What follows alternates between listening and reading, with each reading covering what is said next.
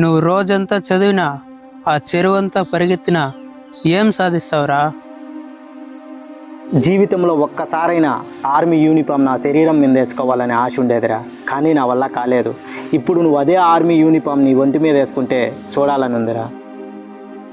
Army అంటే ఏమో తెలుసారా నీకు? ఆర్మీ అంటే నీ చావును నువ్వే కొని తెచ్చుకున్నట్టు అర్థం. నీ చావును నువ్వే కొని తెచ్చుకుంటావా ఆర్మీకి వెళ్ళి? ఆర్మీలో చేరడం నా కోరికరా. మా నాన్న కల కోసం 24 గంటలు కష్టపడుతూనే ఉంటాను ఎప్పటికీ. నైనా నీ కోరికని నెరవేరుస్తానన్నా. నువ్వు చెప్పావు కదా, ఒక్కసారి అయినా నీ ఒంటి మీద యూనిఫామ్ వేసింది చూడాలరా, నా కళ్ళల్లో నీ చచ్చే లోపల చూడాలరా అన్నావు కదన్నా. నీ చేతుల వారీగానే యూనిఫామ్ తీసుకొని అప్పుడు చూస్తానన్నా, నీ కళ్ళల్లో ఆనందం చూస్తానన్నా. మంజు, నువ్వు ఒకవేళ యుద్ధంలో చనిపోతే ఆర్మీ వాళ్ళు నీ శవం మీద కప్పడానికి 6 అడుగుల జెండాను ఇస్తారు. అంతకు మించి నీకు ఏది ఇవ్వరు.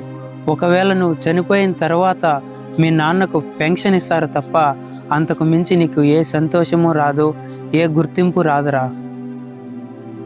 ఆర్మీకి ముఖ్యంగా కావాల్సింది మనకి రన్నింగ్ ఒకటే. ఆ రన్నింగ్ కూడా నీకు 1600 మీటర్లు ఇస్తారు. 5 నిమిషాల 40 సెకండ్ల లోపు నువ్వు ఖచ్చితంగా పూర్తి చేయాల. దాంతో కూడా 5 నిమిషాల 30 సెకండ్ల లోపుగా నువ్వు పూర్తి చేసిండావు అనుకో 60 మార్కులు వస్తాయి. మళ్ళీ 5 నిమిషాల 31 నుంచి 45 లోపు కన్నా పూర్తి చేస్తే 48 మార్కులు వస్తాయి. ఇది బాగా టార్గెట్ పెట్టుకొని. ఆర్మీ గురించి నువ్వు ఇలా తప్పుగా మాట్లాడుతుంటే నాకు చాలా బాధేస్తుందిరా. యుద్ధంలో నా ప్రాణాలు పోయినా కూడా మన భారతదేశానికి సంతోషంగా ఇచ్చేస్తానురా.